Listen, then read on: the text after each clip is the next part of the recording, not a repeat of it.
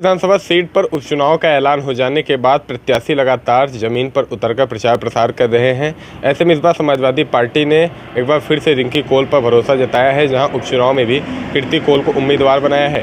कीर्ति कौल भाईलाल कौल की बेटी हैं। ऐसे में अपना दल एस की तरफ से रिंकी कौल, जो कि राहुल कौल की पत्नी हैं, उनको चुनाव में उम्मीदवार बनाया गया है।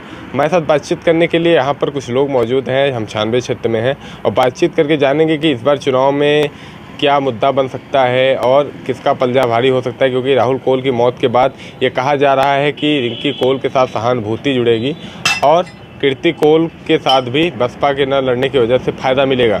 जनता से बातचीत करेंगे, जानेंगे कि क्या समीकरण बन सकता है और चुनाव में कौन मजबूती से जीत सकता है। क्या नाम है चाचा आपका? मेरा नाम जयप्रकाश मिश्र है।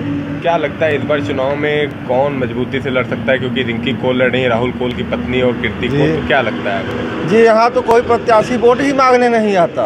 अच्छा। विकास का काम कराना तो दूर है, यहाँ पे कोई वोट ही मांगने नहीं आता और जीतने के बाद कोई यहाँ आता ही नहीं, कोई विकास का काम होता ही नहीं। कोई काम नहीं हुआ है। कोई काम नहीं, कोई न तो सांसद आते हैं, न विधायक आते हैं, न वोट ही ना मांगने नहीं आते। वो तो जहमत ही नहीं करते कि हमको वोट ही भी चाहिए। अभी तक कोई प्रत्याशी वोट मांगने कोई नहीं आया भाई इस बार अभी यहाँ कभी नहीं आते। कभी नहीं आया। मेन इलेक्शन में भी कभी वोट मांगने नहीं आते। तो क्या लग रहा है इस बार आप लोग जब कोई वोट मांगने के लिए नहीं आता तो इस बार क्या फैसला करेंगे? अब जहाँ हमारा मन करेगा देंगे, नहीं करेगा नहीं देंगे। अच्छा, तो इस बार चुनाव में क्या लग रहा है कि जैसे कई लोग कह रहे हैं कि योगी मोदी हैं और अखिलेश यादव हैं, तो आपको क्या लगता है? भाई हमारा विचार यही है कि भाई हम लोग योगी जी के साथ हैं, योगी जी के कारण हम लोग वोट देते हैं, लेकिन प्रत्याशियों के यहाँ कोई वो नहीं है। योगी जी के काम पसंद है? जी, योगी जी का काम पसंद है। योगी जी मतलब कैसा काम करते हैं, किस तरीके? योगी जी का हर काम पसंद है।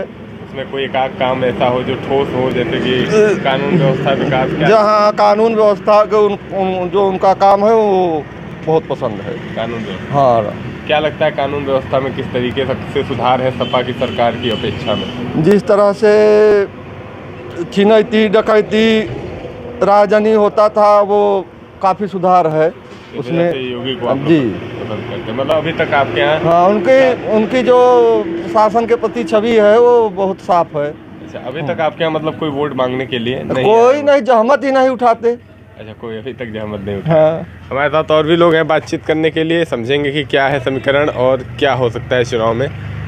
क्या नाम है आपका? शशिकांत मिश्रा। क्या लग रहा है इस बार चुनाव में कीर्ति कौल की स्थिति मजबूत हो सकती है? जो प्रत्याशी जिले के लिए, समाज के लिए अच्छा काम करेगा, वोट उसी को दिया जाएगा। क्या लग रहा है कौन कर सकता है आपके नज़रिए से, क्योंकि कुछ ही दिनों में चुनाव होना है, तो उपचुनाव है चूँकि, तो क्या लग रहा है क्या सहानुभूति के नाम पे रिंकी कौल को वोट मिल सकता है? बिल्कुल मिल सकता है। फायदा मिलेगा? बिल्कुल मिलेगा। कीर्ति कौल भी सुनने में आ रहा है मजबूत स्थिति में है, तो कीर्ति कौल की मजबूत स्थिति में होने की वजह क्या है, मतलब आपको क्या लगता है? नहीं, अब देखिए ये चीज़ है कि सबसे बड़ी चीज़ तो है कि समाज के लिए और गांव के लिए जो अच्छा काम करे, वोट उसी को देना है। अच्छा, जैसे कि कहा भी ये भी जाता है कि विधानसभा का चुनाव है तो योगी आदित्यनाथ, मोदी और अखिलेश यादव, मायावती, कई चेहरे हैं, तो आपको क्या लगता है कौन सा चेहरा ज़्यादा पसंद है? कई बार लोग चेहरों के आधार पर सच में तो आज की डेट में योगी जी का काम प्रशंसनीय है, चाहे वो किसी भी क्षेत्र में हो, सबके लिए अच्छा है। कौन सा मतलब आप कौन से क्षेत्र को? सबसे बड़ी चीज़ तो कानून की व्यवस्था। कानून क्या सुधार हुआ है? वो सब कुछ अब आदमी निडर होकर कहीं आ जा पा रहा है, अपनी बात रख पा रहा है। क्या पहले ऐसा नहीं होता था? पहले क्या और समस्याएं होती थी? नहीं, कोई सुनने वाला ही नहीं था। पहले कोई सुनने सिवाय वोट के कोई किसी से कुछ भी उम्मीद ही नहीं कर सकता था।